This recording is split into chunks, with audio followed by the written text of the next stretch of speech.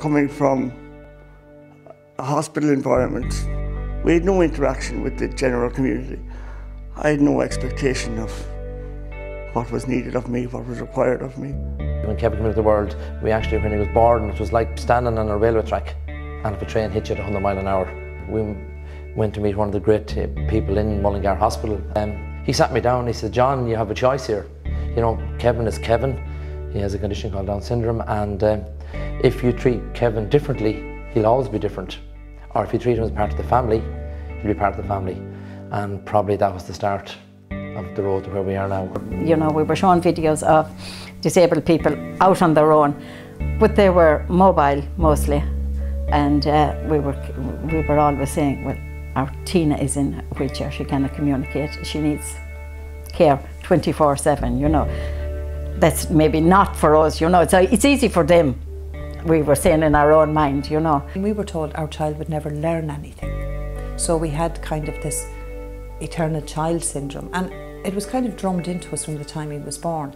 And Eamon was never afraid to do anything that he was asked of him. We were afraid because we didn't think he was capable of doing it. Avian is actually a little person, through no fault of her own, has all of these disabilities and needs nurturing and minding and to be included. Anne is very, very capable and actually do what she wants to do. She's very good on her own. Just like to do it my own thing. I feel that if Kevin could live independently, work independent, supported work, and have some friends with him, and live, you know, a good life, an interesting life. Oh, my expectations for Tina's future is vast. We hope that Tina will be living in a house on her own with a support worker or with the family. That she'll have a support worker with her, or a volunteer, or a family member, 24/7, that she'll be able to do exactly as she wants to do, when she wants to do it. At the moment, she's depending on staff to be free. So we hope that, you know, she will be able to go wherever she wants to go, and her day will be totally fulfilled. I'd expect that everyone would have an ordinary, normal life. Nothing special. Nothing special at all, in fact. Just very, very simple. Leave out the special out of it, because there's nothing special about it. Living independently, doing his own thing with his friends, going to work.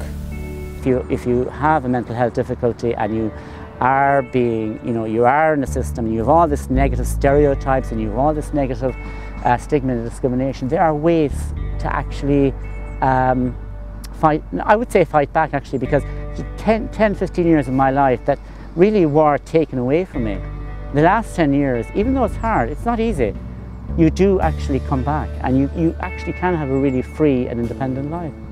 I want to be like other people, living on my own in my own apartment and going out to work like everyone else, locking their door after them. It's a great feeling.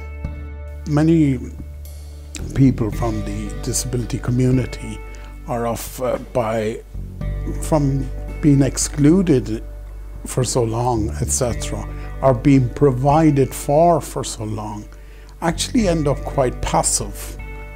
What we're trying to do is, it's moving away from that burden on society or perceived burden on society to be much more active and participatory.